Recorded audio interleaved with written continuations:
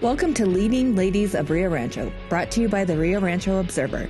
During this series, we will invite business and community leaders from Rio Rancho and its surrounding communities in Sandoval County for conversations on what they do, why they do it, and the issues they face.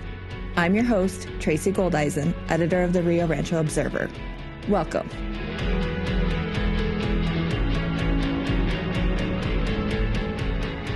Hello, everybody, and welcome back to Leading Ladies of Rio Rancho. Today's guest is Dr. Sue Cleveland, Superintendent of Rio Rancho Public Schools. Dr. Cleveland, thank you so much for coming in and speaking with us today. Do you want to just take a moment and introduce yourself to those in our audience who might not know you? Yes, I'm the superintendent of the Rio Rancho School District, and I've been there since the beginning of the district, and that's kind of a rare thing, but it has been a wonderful experience, a wonderful journey, and it's been just wonderful to see the district start and grow and prosper. And I have seen every single student graduate from the Rio Rancho Public School District, and so that's been a real honor. Okay. Let's go back to the beginning. What made you want to get into education, and how did you get your start in the field? It's interesting. I thought about a couple of other things. I really thought very seriously about it. And I was interested in the Foreign Service and thought about a couple of other things. But we had a lot of teachers in my family. And the more I thought about just, that really I enjoyed working with students and I really liked making a difference. And I thought that was a good place. The other is just realistically, the time I moved into education, opportunities for women were still pretty limited.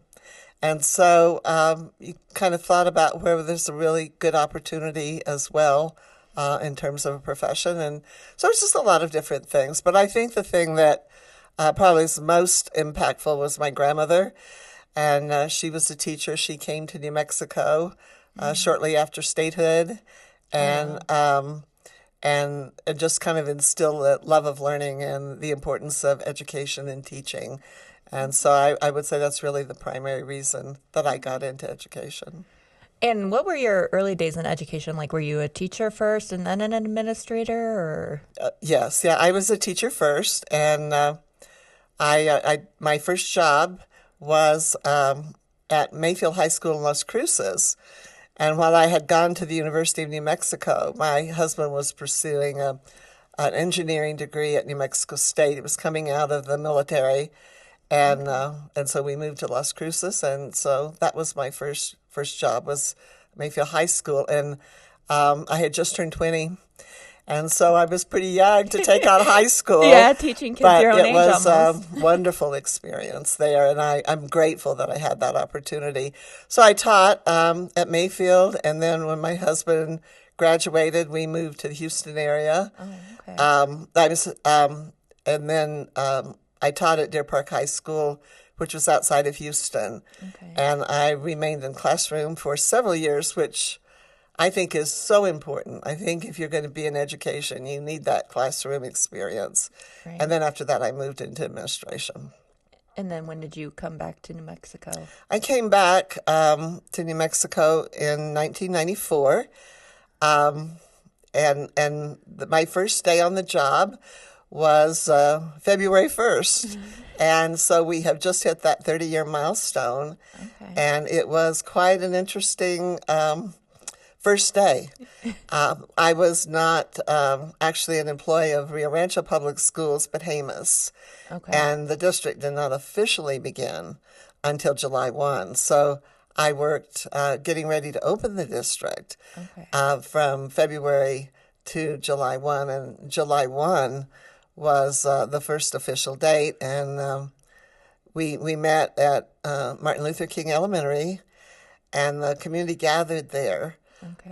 To see the first school bus roll in that said Rio Rancho Public Schools on it. So the district is approaching its 30th anniversary. We are. We're getting ready to start our 30th anniversary. That's amazing. And we're excited about doing that.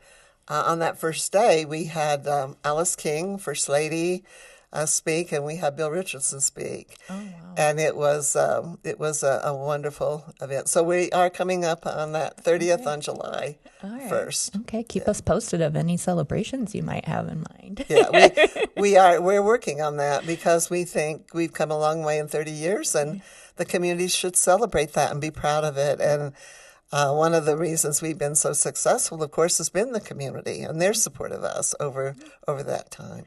Okay. Well, you alluded to it when you introduced yourself, your tenure as superintendent. Pretty unusual. I know APS just named their new superintendent, and they've been through several during your time at Rio Rancho. So what do you attribute that longevity Well, I think actually they've had 11, but and they've all been nice people. I've enjoyed knowing all of them. I think it was just a very different situation. You know, when you come in and you start things and you pull that initial team together, and it's not a situation that's easily replicated because the conditions around it aren't there. Yeah. But it has, I think our strong relationship with the community is one of those reasons, and just a strong commitment from the people who started the district, board members, community members, staff members. I think that we've been a pretty cohesive unit for a long time, and I think that it's the team that I think has kept us all together. Okay. What's it like, and what did it take to build a district from the ground up? It's. I think you just have to have a basic sense of optimism. And like I said, if you get the right team, you can do anything. But it was daunting at first. And I've shared with folks my first day on the job, there was a table. There was a file cabinet that didn't work. Intel had loaned us a computer, and Rio Rancho Printing had loaned us a copier fax. And we had a map of the district on the wall. And we were in a condemned building. And the first day, I kind of wondered whether I had made a good career choice. But one of the two interims that were there both said to me, when you get out in the school and you meet the people in the community, you're going to know that it's going to be fine. And that was exactly how it was. We knew it was going to be fine. And so it's just a long-term commitment. And I think, everybody in the community said we worked so hard. They worked 10 years before I showed up to get the district created. Oh, wow. And when people put that much time and effort and love into trying to get something going, they were there to help. And so in those early years, as people stepped forward when we needed assistance, over the years, the community has passed every bond issue. Mm-hmm. We just celebrated Terry McDermott going into the Hall of Honor with one of our teachers. That teacher helped us start the district, right.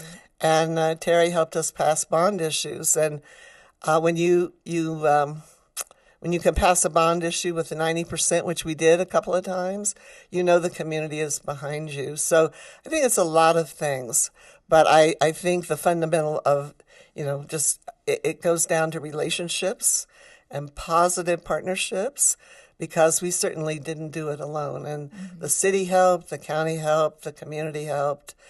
And it's being able to keep those people, those groups together that's enabled us to be successful. So, and just a lot of hard work. I mean, just willing to work hard. But it's having, I just can't emphasize enough over the years, it's having the team. And you know that. A team is everything. Yeah. And we've just been blessed with good people. As you know, we don't have, we're always toward the bottom in terms of the per pupil allocations we get from the state. So our strength has been our people that have been able to, just make everything work, every penny count, and move the district forward. Okay.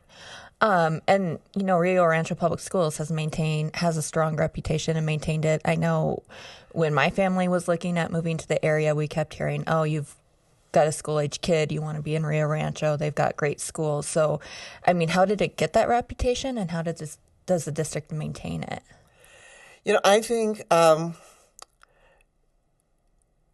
parents are very astute about what they want and expect for their children. And so I think they are consumers of the product that we have to offer them.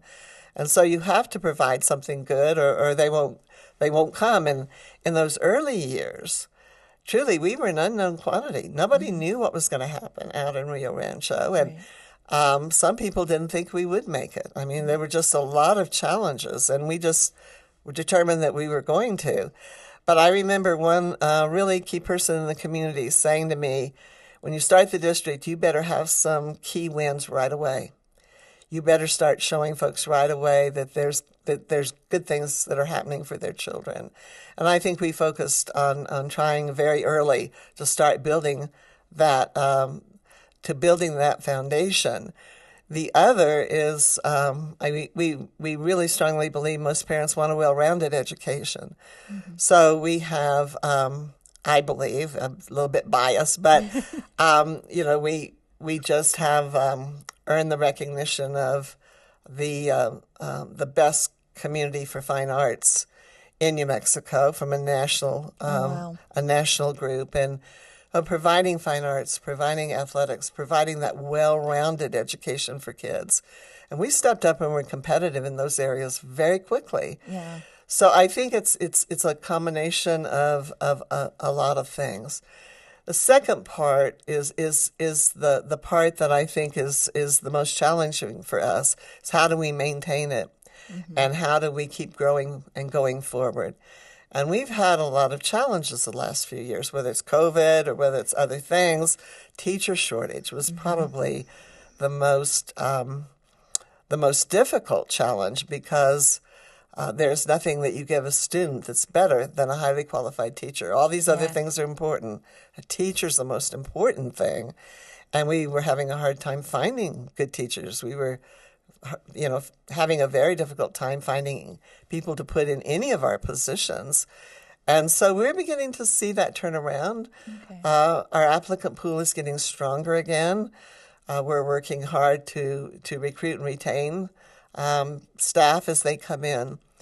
But no matter what you do, if you don't have a solid core of teachers to work in your schools, you're at a tremendous disadvantage. And so that has been one of the greater challenges, is finding people.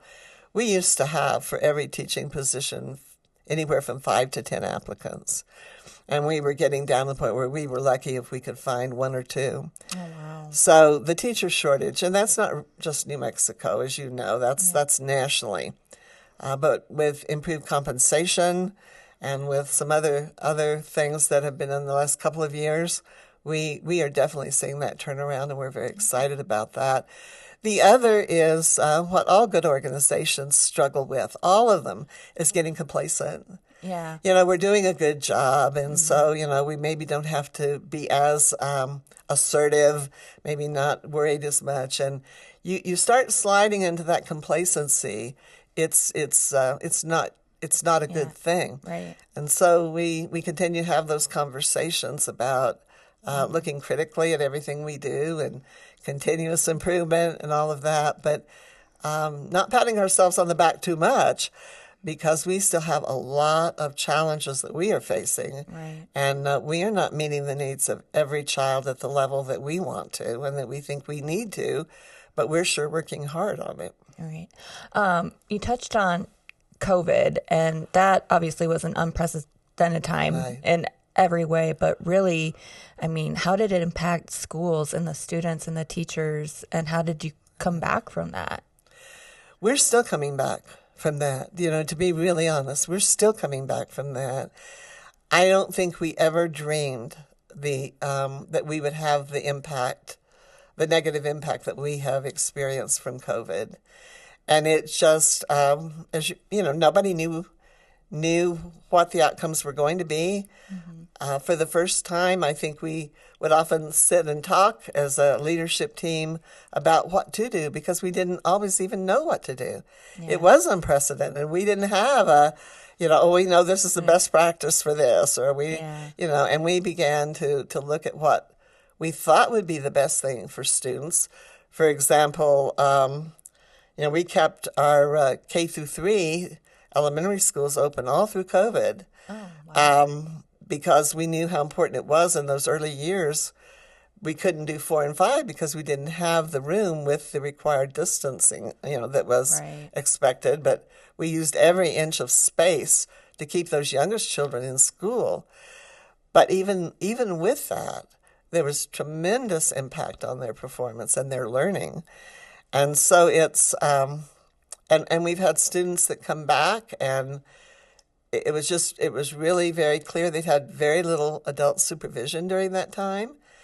And and that's not being critical of parents. There's just some parents that had to go to work. I mean, Right. they had to put food on the table, and Yeah. they had their own challenges. But the overall experience for most students, wasn't good. We had a small group of students that did really well with it. They really did, and they had maybe more supports, or maybe they had more of a desire to work virtually. And so for some, they did really well, but the majority of our students did not, and they came back further behind than we thought they were going to. So we now have put in a lot of things in place to try to get caught up, and it's not just all academic. It's the conversation about, we really need you in school. Yeah. You need to be there. Yes, you can do work virtually, but you don't interact with the teacher in the same way. Experience. Yeah. You don't hear other students' views and opinions. You don't get to work as a team easily with other students. Yes, you can do it, virtually. Yeah. It's not the same. Yeah. I mean, But you've got to come back to school, and we need you back to, and we want you back there. yeah. And so putting in some things that maybe some folks thought were kind of tough, but we have seen that begin to turn around, and we've seen students come back attending classes on time and coming regularly, but we still are working through the problems that many of our students have, both academically and social emotional challenges. So we're not there yet, but we're moving in the right direction, we think. Okay. Yeah, and that was one of the things I wanted to ask about. Was I know at the beginning of the school year, you and some of the other administrators came in and spoke with me and some people at the Journal about these new attendance and behavior policies. Are those working? Are you seeing results from that? We are attendance. We have seen remarkable improvement, and we're really glad to see more students coming back to school regularly. We still have some that are not, and so we continue to work with their families. And I can share what one of our elementaries did, and I thought was really good. I mean, they brought the parents in, and they talked with the parents, and especially those children were out a lot. And it showed them what they were missing, and showed them why, being at home, they were not getting the things that the other children in the classroom were getting, and why they thought that was important. And that seemed to really play well with some parents. But there are still others who just still don't really feel that it's important their child go to school regularly. And we're continuing to have those conversations with those families, and trying to work with them. And we have social workers and attendance folks who are, saying if there are things that are happening in your family that are keeping you from being able to get your children to school, we'd like to help with that. Right. And we have we put a person in every middle school to work strictly with attendance and with families, and we've increased our counselors and our social workers. And just trying, it is important for your children to be in school. It really is. Behavior, I think it's going in the right direction. It's we haven't seen as much improvement quickly as we did with just the attendance alone. But our principals tell me that it's getting better. And it's, I think the thing that has been most amazing to them and to the teachers has just been the anger that came out of COVID, the anger. And so responses that, you just know that person's not in a really good place, and refusing to to identify yourself or refusing to cooperate on things usually makes the situation so much worse. So we continue to try to work with that. So behavior is going the right direction, and we have seen some improvement there, but we've got a ways to go. Okay. And then recently there's been some talk in the community about the possibility of a third high school in the district's future. Yeah. What does that look like? How far down the road is that? It's a long way down the road. It's a long way. High schools are very expensive. We were so lucky, as you know, that through a cooperative arrangement with the county and the school district to have Intel build our first high school. Right. The second high school, we struggled to get it up, and Governor Richardson at the time was able to work with us and give us some significant dollars to finish that high school. High schools are very expensive to build. And so right now our bond issues are taken up with our CT initiative, Right. which will provide some relief for our high schools, Yeah. and taking care of some of the facilities that we have. I would envision it's down the road, so I won't see it, I am sure, but maybe the district and the community will think of a third high school in a different way. Yeah. We have two wonderful comprehensives, but maybe it will be more of a theme-based high school. When we were out looking at schools for Cleveland, we saw a couple, one I remember in Michigan, and each pod was a different theme and linked to future careers.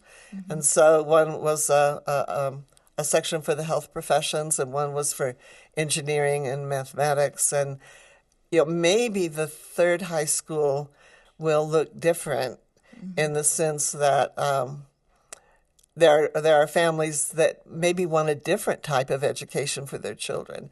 But it may not. I mean, it will come down to, in that area where that third high school will be located, and we do have the land for it, it will be up to that community at that point in time to decide whether they want another big comprehensive, or whether they want maybe some smaller specialty high schools that might offer another choice. And today we live in a world of choice. Yeah. Every school is a school of choice today, including traditional public schools. They're a choice as well.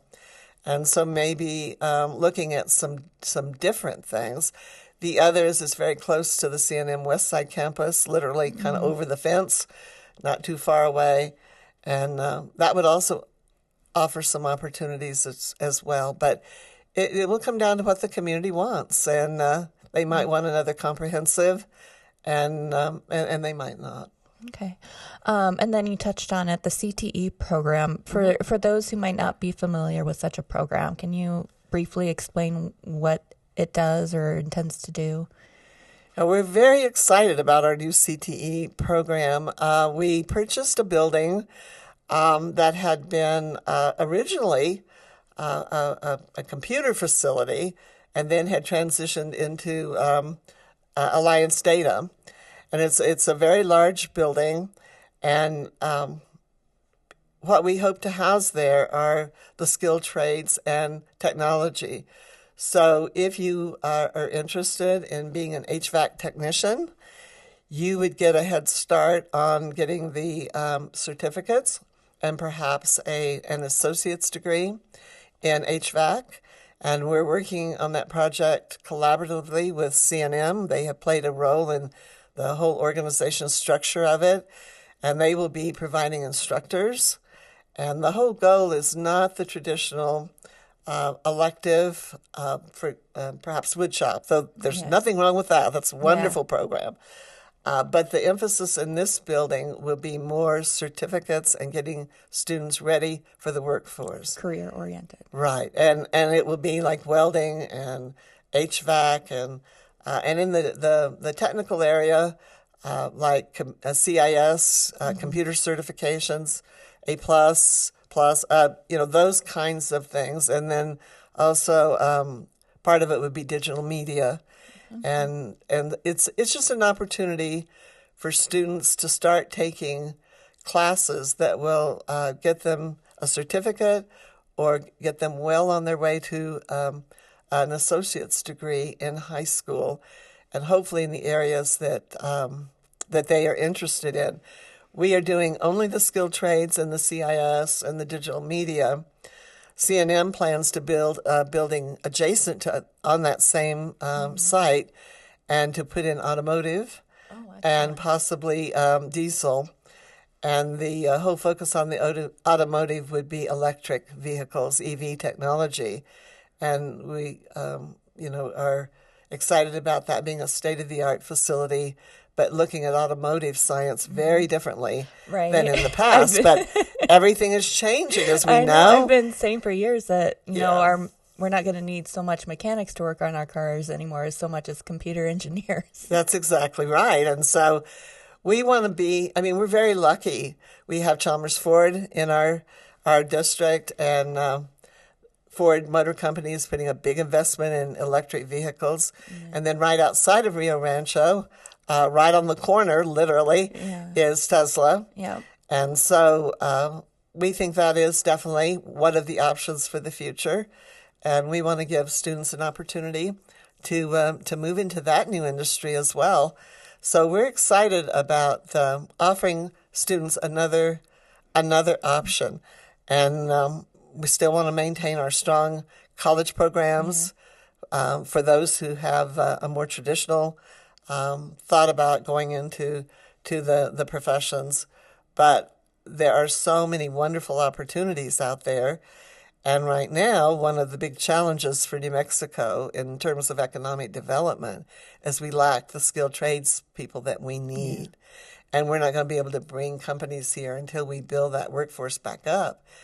And during COVID, and even before COVID, during the Great Recession, we saw a lot of our skilled tradesmen in New Mexico leave and didn't come back. And so we have an aging workforce of men and women in the skilled trades. I was shown some data that the average surveyor was age 65. Oh, wow. And nobody behind them really to take over those positions. So, whether it's plumbing or whatever, that goal of rebuilding that. And so we've worked closely with our skilled trades unions and with our businesses and organizations like NAOP and others to try to start getting students who have an interest in it. We're also going to open that facility to adults. Oh. And so adults can also access those courses, not only in the evening, but during the day.